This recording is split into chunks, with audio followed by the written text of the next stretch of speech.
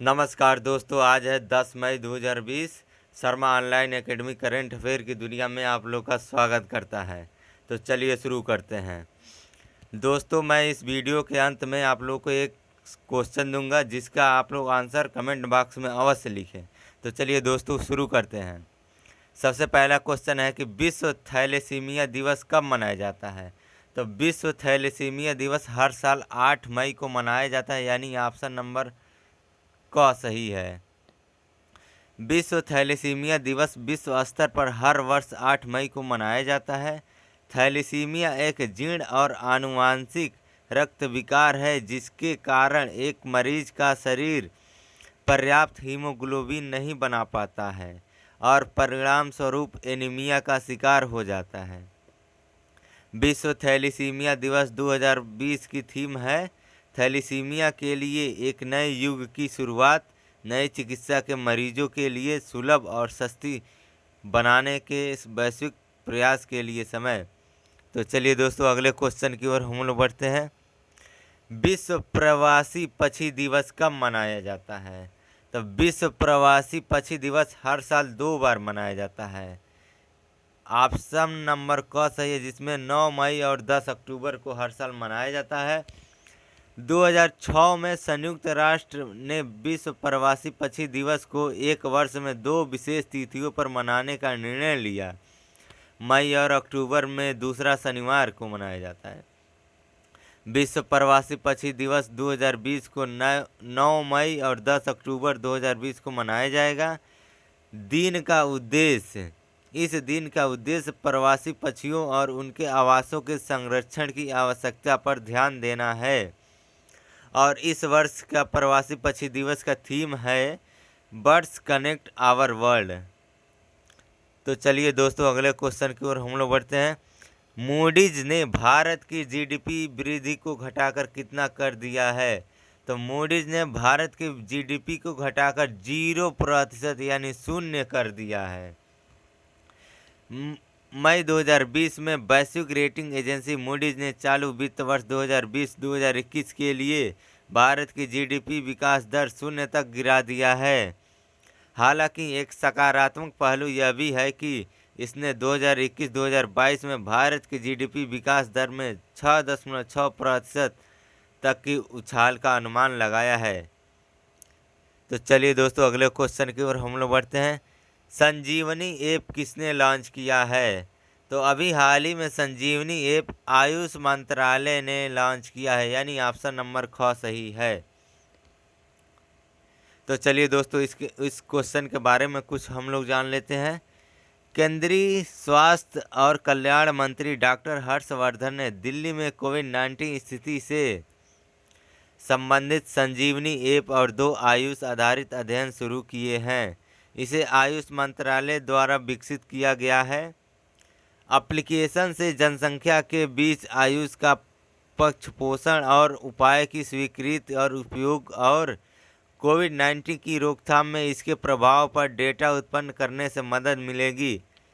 तो इसमें एक शब्द आया है आयुष, तो इसके बारे में हम लोग जान लेते हैं। आयुष का फुल फॉर्म है the ministry of Ayurveda, yoga, naturopathy, यूनानी सिद्धा एंड होम्योपैथी। एक बार और सुन लेंगे हम लोग।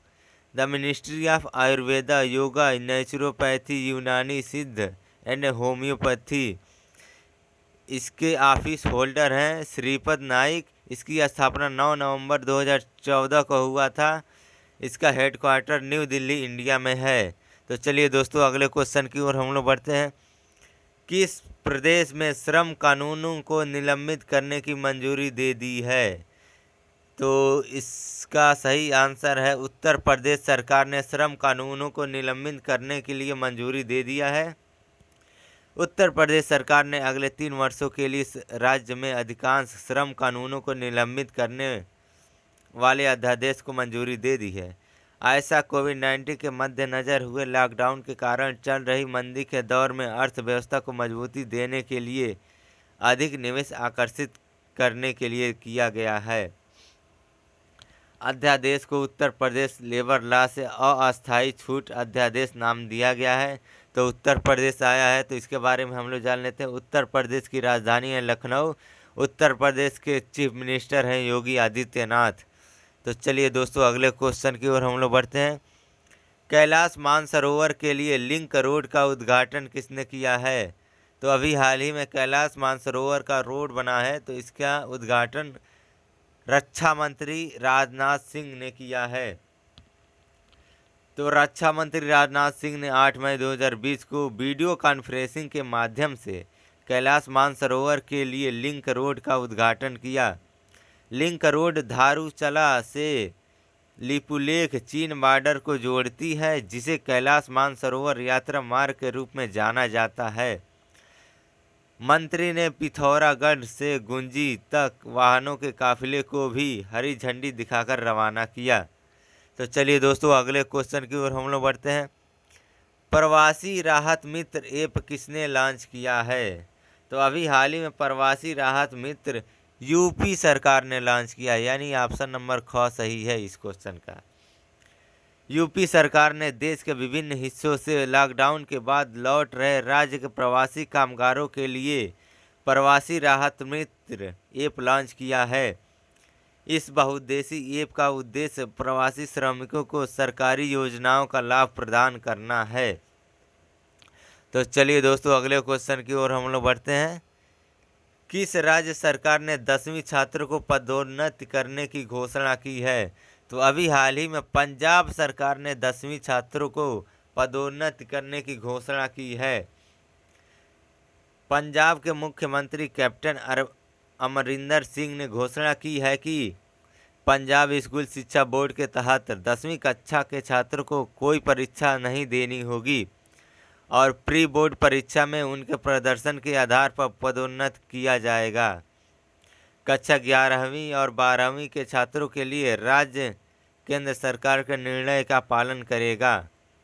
5वीं से 10वीं कक्षा के छात्रों को बिना परीक्षा के अगले मानक पर पदोन्नत किया जाएगा। तो इसमें आया है एक शब्द पंजाब, तो इसके बारे में हम लोग जान लेते हैं। पंजाब की राजधानी है चंडीगढ़। पंजाब के चीफ मिनिस्टर है कैप्टन अमरिंदर सिंह। पंजाब के गवर्नर हैं वीपी सिंह बदनौर। पंजाब के लोकसभा में सीटों की संख्या है 13 और राज्यसभा में सीटों की संख्या है 7। तो चलिए दोस्तों अगले क्वेश्चन की ओर हम लोग बढ़ते हैं। मुंबई के नए नागरिक प्रमुख कौन बने हैं?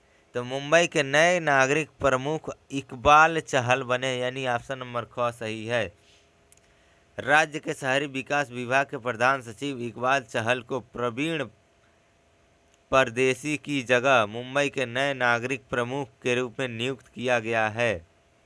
तो चलिए दोस्तों अगले क्वेश्चन की ओर हम लोग बढ़ते हैं। ऑनलाइन प्लेटफॉर्म की शुरुआत किसने किया है?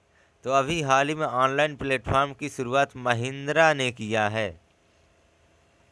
महिंद्रा ने अपनी ऑनलाइन सेवा की शुरुआत की है। वन स्टॉप 24/7 प्लेटफॉर्म के रूप में वर्णित महिंद्रा ऑनलाइन ग्राहकों को न केवल अपनी पसंद की महिंद्रा कार का चयन करने और बुक करने की अनुमति देती है, बल्कि एक्सचेंज एक्सेसरीज खरीद को वित्त पोषित करने, बीमा और बहुत कुछ करने की भी सुविधा देती है। तो दोस्तों आज का सवाल आप लोगों के लिए ये है कि विश्व रेड क्रॉस दिवस कब मनाया जाता है? इसमें से आप लोग के लिए ऑप्शन है 8 मई, 7 मई, 6 मई, 5 मई। तो दोस्तों इस सवाल का आंसर आप लोग कमेंट बॉक्स में और अवश्य लिखें। तो दोस्तों पिछले वीडियो का क्वेश्चन ये था कि IFCN चैटबॉट किसने लॉन्च किया? तो इसका सही आंसर है व्हाट्सएप ने। तो दोस्तों आज का करंट अफेयर यहीं समाप्त होता है। यदि वीडियो आप लोग को अच्छा लगा हो तो इसे शेयर करें, लाइक करें और सब्सक्राइब करें। जय हिंद, जय भारत।